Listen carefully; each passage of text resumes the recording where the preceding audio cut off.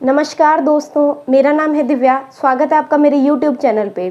तो गाइज, जैसा कि आपने थंबनेल पर देख लिया होगा, आज की इस वीडियो में हम डिस्कस करने वाले हैं CDP के यानी साइकोलॉजी के इम्पोर्टेंट टॉपिक्स को, और साथ ही साथ हम डिस्कस करने वाले हैं अपने प्रीवियस ईयर पेपर को। गाइज, जो भी रीट 2021 के अंदर जो आपका CDP का जो एग्ज़ाम हुआ था, CDP के जो 30 क्वेश्चंस पूछे गए थे, उनका हम डिटेल एनालिसिस करेंगे और देखेंगे कि कौन कौन से ऐसे टॉपिक्स हैं जो उसमें पूछे गए थे। क्योंकि गाइज, जैसे मैंने आपको पहले भी बताया है, किसी भी एग्जाम को क्रैक करने का की पॉइंट होता है उसके प्रीवियस ईयर पेपर। तो आपको ध्यान रखना है, प्रीवियस ईयर पेपर को आपको ज़रूर एनालिसिस करते रहना है। उससे आपको पैटर्न का भी पता चलता है, साथ ही साथ आप इंपॉर्टेंट क्वेश्चंस को भी फाइंड आउट कर पाते हैं। तो आज की इस वीडियो में हम वही डिस्कस करने वाले हैं कि कौन कौन से टॉपिक्स हैं जिनसे क्वेश्चन पूछे गए थे, और आने वाले एग्जाम के लिए कौन कौन से टॉपिक्स हैं जो इम्पोर्टेंट हो सकते हैं। तो चलिए वीडियो को स्टार्ट करते हैं। नेक्स्ट हम बात करते हैं मानसिक स्वास्थ्य की।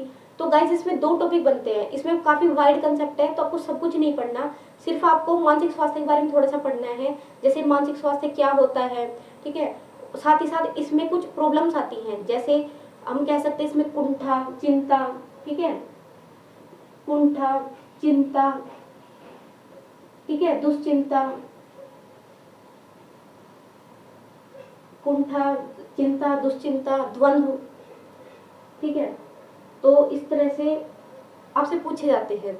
तो ये आपको ध्यान रखना है कि इसमें आपको जो डिजीज है वो भी पढ़नी है, समायोजन से रिलेटेड जो डिजीज है वो भी पढ़नी है।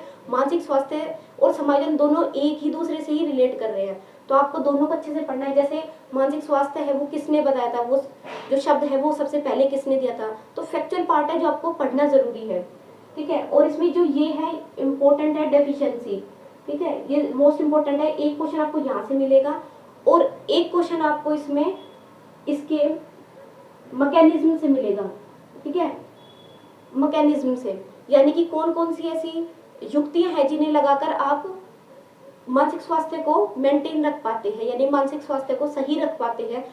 तो कौन कौन से मैकेनिज्म हैं वो ध्यान रखने हैं। जैसे इसके अंदर आपको 2 पार्ट में डाले गए थे, प्रत्यक्ष और अप्रत्यक्ष युक्तियां, ठीक है, अप्रत्यक्ष और प्रत्यक्ष और अप्रत्यक्ष युक्तियां। तो आपको दोनों को अच्छे से पढ़ना है, प्रत्यक्ष युक्तियां भी और अप्रत्यक्ष भी, दोनों अच्छे से पढ़ना है। एक क्वेश्चन डायरेक्ट आपको यहाँ से मिलने वाला है, ठीक है। जैसे तादात्म्यकरण यानी आइडेंटिफिकेशन क्या होता है, जिसमें एक स्टूडेंट दूसरे से खुद को दूसरे के जैसा मानने लग जाता है, तो वो आइडेंटिफिकेशन है। तो ये सबको डिटेल में पढ़ना पड़ेगा। रैशनलाइजेशन क्या होता है, ठीक है, परिमेयकरण क्या होता है, तो ये आपको अच्छे से पढ़ना पड़ेगा कि किस चीज को, और उसके एग्जाम्पल। इसमें सबसे इंपॉर्टेंट है आपके एग्जाम्पल। गाइस, आपके एग्जाम्पल बिल्कुल एज इट इज पूछे जाते हैं, ठीक है, उदाहरण एज इट इज पूछे जाते हैं। तो आपको अच्छे से पढ़ना है कि कौन कौन से टॉपिक के कौन कौन से उदाहरण। अपने 10th टॉपिक की जो कि है क्रियात्मक अनुसंधान।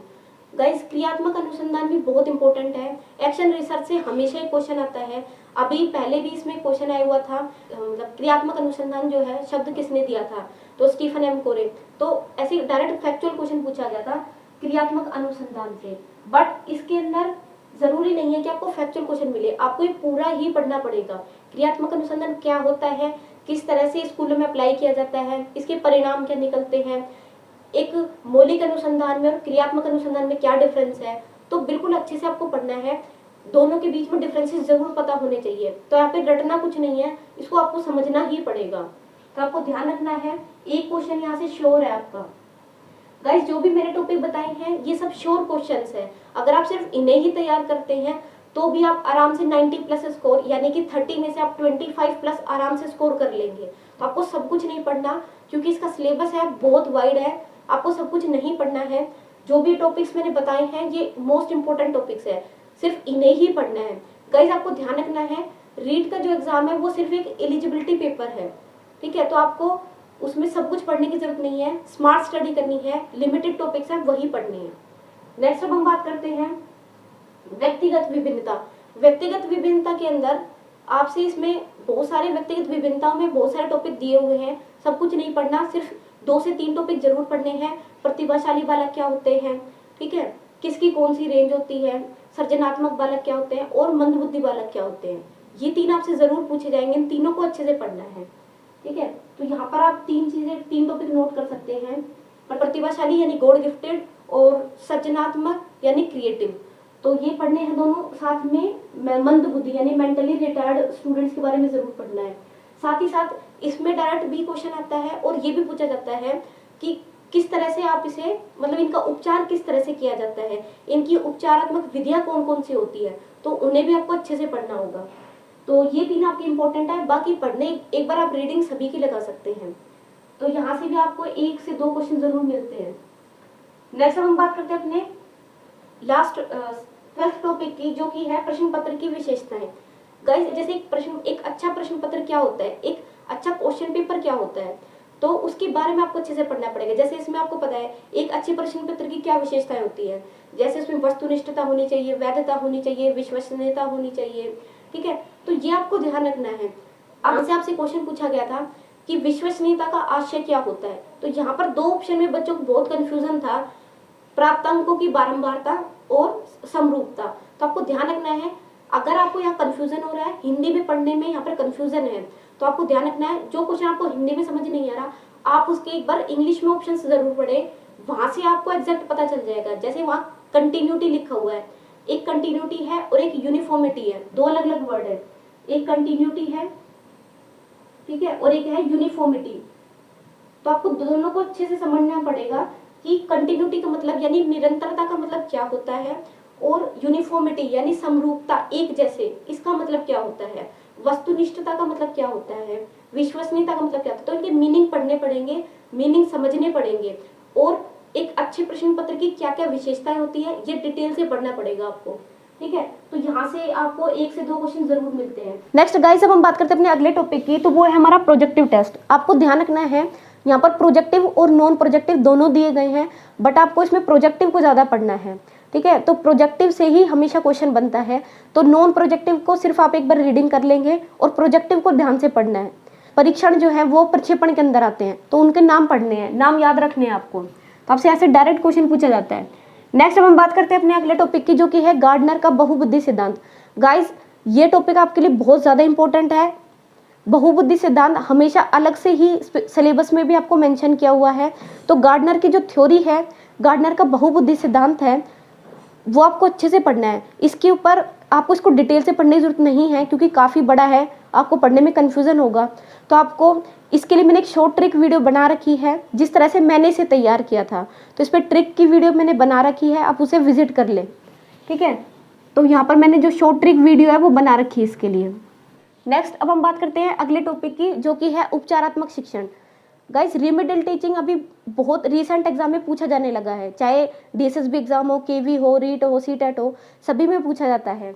तो उपचारात्मक शिक्षण यानी रिमेडियल टीचिंग को अच्छे से पढ़ना है, और स्पेशली जो पिछड़े बच्चे होते हैं उनके संबंध में क्या है, इसका यूज़ है, किस तरह से इसको यूज़ किया जाता है, और कौन कौन से इसके अंदर प्रोजेक्ट है जो चलाए जाते हैं, तो वो उनको अच्छे से पढ़ना है। शिक्षण पढ़ना है पिछड़े बालक का।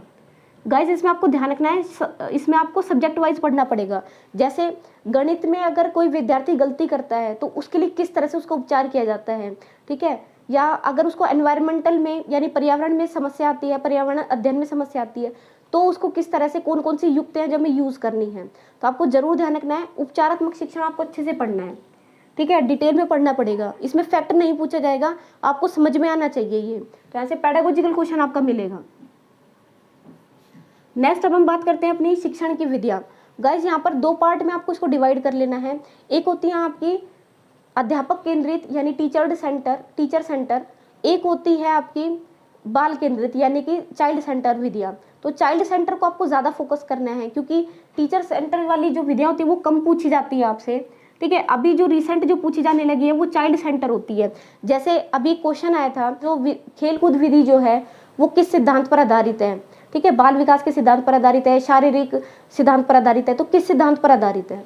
तो इस तरह से आपको अच्छे से पढ़ना है। जितनी भी चाइल्ड सेंटर विधियाँ होती हैं वो आपको अच्छे से पढ़नी है, यानी बाल केंद्रित जितनी भी विधियाँ हैं उन सबको अच्छे से पढ़ना है। जैसे प्लेवे मेथड यानी खेल कूद विधि है, नाटक शिक्षण है, ठीक है, नाटक विधि है, इस तरह से आप उनको ढंग से पढ़ना है, अच्छे से पढ़ना है डिटेल में। तो यहाँ पर आपको कोई फैक्ट नहीं मिलने वाला, यहाँ भी आपको पैडागोजिकल क्वेश्चन मिलेगा, ठीक है। नेक्स्ट अब हम बात करते हैं अपने अगले टॉपिक्स की, जो कि है एनसीएफ और आरटीई। गाइज ये दोनों मोस्ट इंपॉर्टेंट टॉपिक्स हैं, हर बार आपको एग्जाम में मिलते हैं और सभी टीचिंग एग्जाम में मिलेंगे। एनसीएफ 2005 और आरटीई 2009 दोनों मोस्ट इंपॉर्टेंट टॉपिक है। एनसीएफ 2005 से आपको अच्छे से पढ़ना पड़ेगा, पूरा पढ़ना पड़ेगा। साथ साथ इसमें जो टीचर की रिस्पॉन्सिबिलिटी क्या होती है वो पढ़ना पड़ेगा। ठीक है, कौन कौन से सब्जेक्ट हैं जिन्हें इम्पोर्टेंट बताया गया है, ठीक है, और किस सब्जेक्ट को किस तरह से पढ़ने के लिए बताया गया है, ये इसको अच्छे से आपको पढ़ना पड़ेगा। तो एनसीएफ 2005 को आपको अच्छे से पढ़ना है। साथ साथ इसमें जो सब्जेक्ट है, जैसे मैथ के लिए क्या बताया गया है, ठीक है, कौन कौन से विषय इंपॉर्टेंट है, जैसे एनवायरनमेंट को इम्पोर्टेंट बताया गया है, गणित को इम्पोर्टेंट बताया गया है, तो ये ध्यान रखना आपको क्या क्या इंपॉर्टेंट बताया गया है। ठीक है, तो एनसीएफ को अच्छे से पढ़ना है। एनसीएफ की सिफारिश किसने की थी, कौन कौन सी इसके अंदर सिफारिशें थी जो लागू की गई थी, किसको माना गया था। ठीक है, तो अब ये क्वेश्चन पहले भी इसमें से पूछा गया था, तो इस तरह से आपको इसको डिटेल में पढ़ना पड़ेगा। यहाँ से भी आपको पेडागोजी का क्वेश्चन मिलेगा, तो आपको ध्यान रखना है। नेक्स्ट इसमें आता है आरटीई 2009, यहाँ से भी आपको एक क्वेश्चन मिलने वाला है। आरटीई में आपको ध्यान रखना है, आरटीई 2009 के अंदर जैसे शिक्षक और विद्यार्थी का क्या अनुपात रहता है। जैसे अभी एक क्वेश्चन आया था 30:1 और 40:1। ठीक है, तो आपको यहाँ पे ध्यान रखना है, इस तरह से क्वेश्चन आया था, तो आपको अच्छे से पढ़ना है कि क्या अनुपात, क्या रेशियो रखा गया है, 200 से ऊपर कितने बच्चे होते हैं, क्या रेशियो रहता है टीचर्स का, तो ये अच्छे से पढ़ना है। साथ ही साथ इसमें जो धाराएं होती हैं, धाराओं में आपको सब कुछ पढ़ने की जरूरत नहीं है। जो इसमें विद्यार्थी यानी कि विद्यालय और जो शिक्षक का दायित्व है ये पढ़ना है, यानी एक टीचर की क्या रिस्पॉन्सिबिलिटी होती है उसको अच्छे से पढ़ना है। तो लगभग इसमें 12 से लेके 35 तक, जो भी 12 से 30 तक जो भी धाराएं आती हैं वो सब इम्पोर्टेंट है, उन्हें अच्छे से पढ़ना है। जैसे कि 1 किलोमीटर के दायरे में कितने स्कूल होने चाहिए, 2 किलोमीटर के दायरे में कितने स्कूल होने चाहिए, इस तरह से आप इसको डिटेल में पढ़ना है, समझ के पढ़ना है। तो यहाँ से आपको 2 क्वेश्चन मिल जाएंगे और दोनों ही पेडागोजी से रिलेटेड मिलेंगे।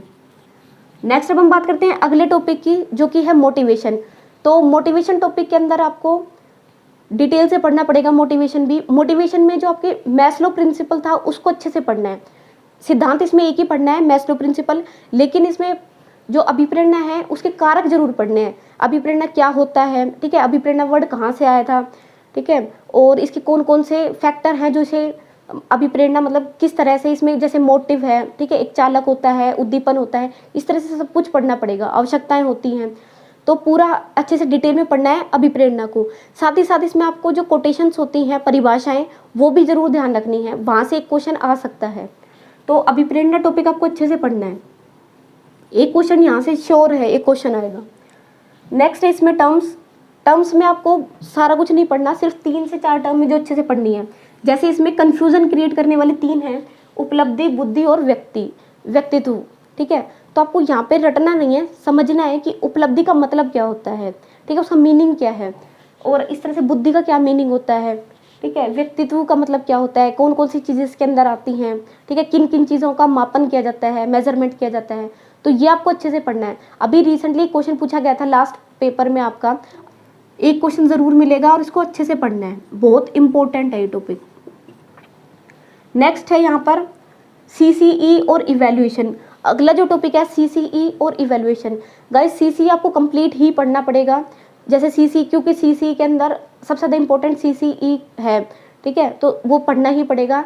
प्लस इवैल्यूएशन जो है, इवैल्यूएशन में जो डिफरेंसेस होते हैं, जैसे असेसमेंट के अंदर किसको रखा जाता है, या हम कह सकते हैं जो रचनात्मक मूल्यांकन होता है वो क्या होता है, ठीक है, योगात्मक मूल्यांकन क्या होता है। इसमें डायरेक्ट क्वेश्चन आपको नहीं मिलता, आपको समझना पड़ेगा। जैसे यूनिट टेस्ट किसके अंदर आता है, समेटिव में, योगात्मक में या रचनात्मक में, तो इस तरह से आपको ध्यान रखना है। या हमारे जो प्रैक्टिकल्स होते हैं वो किसके अंदर आते हैं, ठीक है, यूनिट टेस्ट किसके अंदर आते हैं, जो हमारे मिड टर्म एग्जाम होते हैं वो किस में आते हैं। तो अभी इंपॉर्टेंट क्वेश्चन यहाँ से पूछा गया था, बहुत कंफ्यूजिंग क्वेश्चन था वो, मिड टर्म जो होते हैं एग्जाम वो किसके अंदर आते हैं। तो आपको ध्यान रखना है, अच्छे से पढ़ना है आपको कि कौन कौन से जो है चीज़ें किस किस टॉपिक के अंदर आती हैं, तो ये आपको ध्यान रखना है। बस यहाँ से एक फैक्ट क्वेश्चन ही मिलने वाला है आपको, तो एक क्वेश्चन यहाँ से मिल जाएगा। नेक्स्ट अब हम बात करते हैं यहाँ पर बुद्धि परीक्षण की। गाइस हमारा लास्ट टॉपिक है बुद्धि परीक्षण। अब मैं आपको बता दूं, बुद्धि परीक्षण में बहुत सारे परीक्षण आपको इसमें मिलेंगे, बट आपको इसमें क्या करना है, पूरा सब कुछ नहीं पढ़ना, सिर्फ आपको ध्यान रखना है कि कौन सा परीक्षण किसने दिया था। जैसे भाटिया बैटरी परीक्षण किसके अंदर आता है, बुद्धि परीक्षण में आता है या परफॉर्मेंस टेस्ट में आता है, ठीक है, तो किस में आता है, अशाब्दिक में आता है, शाब्दिक में आता है। इस तरह से आपको ध्यान रखना है कि कौन सा परीक्षण किसके अंदर आता है। तो इसमें आपको जो नेम है वो याद रखने हैं और कौन सा परीक्षण कब दिया गया था वो भी ध्यान रखना है, ठीक है, कौन सा इसका ईयर था वो ध्यान रखना है। तो आपको इसको यहाँ से सिर्फ फैक्ट एक क्वेश्चन मिलेगा आपको फैक्चुअल, वो पढ़ना है आपको। तो इसमें नेम जरूर ध्यान रखना है कि कौन सा किसके अंदर दिया हुआ था, ठीक है। तो जैसा आप स्क्रीन पर देख पा रहे होंगे इस तरह से ही क्वेश्चन पूछे जाएंगे आपसे। गाइज आई होप आपको ये वीडियो पसंद आई होगी। यहाँ पर मैंने आपको सारे इंपॉर्टेंट टॉपिक्स हैं जो बता दिए हैं, जो आपका 2021 रीट वाला जो एग्जाम था उसका पूरा एनालिसिस बता दिया है। गाइज आपको ये वीडियो पसंद आई हो तो प्लीज़ लाइक करना, शेयर करना और चैनल को ज़रूर सब्सक्राइब करें। साथ ही साथ मैं आपको बता दूं मैंने बहुत सारी और भी वीडियोस बनाई हुई हैं। आप चैनल पर जाके रीट प्रिपरेशन से रिलेटेड या किसी भी टीचिंग एग्जाम से रिलेटेड अगर प्रिपरेशन कर रहे हैं तो आप चैनल पर ज़रूर जाके विजिट करें, ठीक है। साथ ही साथ आप टेलीग्राम को ज्वाइन कर सकते हैं और इंस्टाग्राम को भी ज्वाइन कर सकते हैं। तो मैंने सबके लिंक डिस्क्रिप्शन में दिए हुए हैं, चैनल का लिंक भी आपको डिस्क्रिप्शन में मिल जाएगा, तो आप वहाँ से एक बार ज़रूर प्लेलिस्ट को चेकआउट करें। तो गाइज़ आई होप आपको ये वीडियो पसंद आई होगी, तो प्लीज़ लाइक, शेयर और सब्सक्राइब करें। Thank you so much, bye bye.